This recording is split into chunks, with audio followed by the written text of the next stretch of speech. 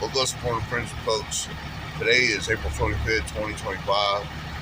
Before I dive into the book, I want y'all to pray for my Bobby, Kenny Chattleson. He is, he had a condition of the heart. I believe he survived a heart attack, but he got moved to ICU in OU Medical. So I just got to pray for him. Pray he comes out of this. He's got kids, he's got 3 daughters and a son. Went to check on them last night, but I pray that he comes out of this. The doctors, they say that his kidneys and his liver are repairable, so keep him in your prayers in that way. Wanishi, oh, thank you. Well, today is the faith and thanks.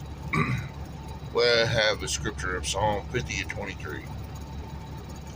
He who sacrifices thanks offerings honors me, and he prepares the way so that I may show him the salvation of God. We have a quote, an anonymous quote, that says, "He who can give thanks for little will always find he has enough." And word, the origin. To most of us, giving thanks comes in the aftermath of a gift. We receive and we are grateful to the giver of it. We are grateful to the giver if, in fact, we welcome the gift.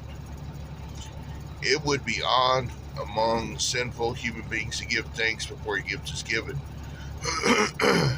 Generosity can never be promised among us. We must see it before we acknowledge it. Negative as we are, we often trust God like a sinful human being. We will give him thanks when we see his blessings. If we don't see it, we withhold our gratitude. We base it on a false assumption about his character, that he might not be a giver. Why? Because we haven't seen it with our own eyes, relying on our flesh. But God doesn't work that way. His character is constant. We can assume his generosity.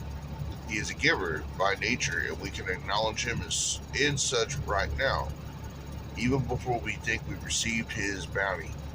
Not only is it appropriate to give him thanks after a blessing, it is right to give him thanks beforehand. And it is not only right, it is often a prerequisite. If we don't, we may not receive what he is prepared to give. Indeed, the conclusion. It is a strange dynamic to human eyes, and the definition of dynamic is of a process or system characterized by constant change, activity, or progress, a dynamic economy. A force that stimulates change or progress within a system or process.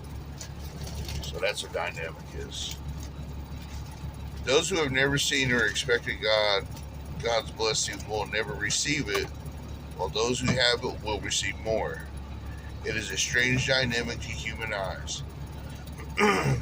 Does it seem unfair? It isn't. Pessimism about God is faithfulness.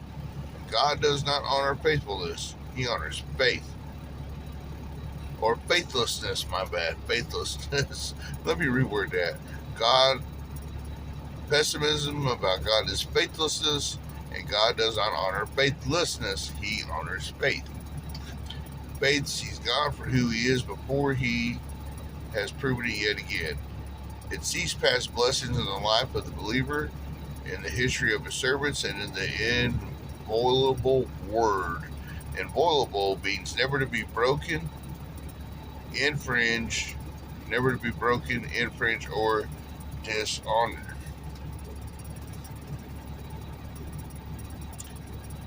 It knows that when God says he will deliver, he will. When he says he will provide, he will. Faith does not want to find out who God is and what he is like. It already knows. It takes him at his word, and it is thankful in advance. I got a couple little quotes here, or little notes. Be thankful in all times, build even stronger faith. That was in 2020. Keep in mind, I buried Annie December 23rd, 2021, so I was still holding on to faith, and I still do. Death either makes you bitter or makes you better. That's what my pastor teaches us. But when you know God, the death of someone, no matter who it is, I buried my wife. Ain't nothing hurt me more. But you know what? Death has made me better. The Lord taking her home has made me better. I'm no longer bitter. I haven't been bitter for a long time. Thank the Lord before and after every day. Use His way above all ways. It's as simple as that. Is it hard to do? Yes, it's hard to do, but the more you do it, the easier it gets, just like anything else. Even when Annie left our marriage, I thank the Lord for Him taking her, because what needed to be done was that the relationship between him and I needed to get better so that she could be better. Now, no longer bitter, and our marriage reconciled. It was 6 tough years I'll never forget for the rest of my life. Was it worth it? Yes.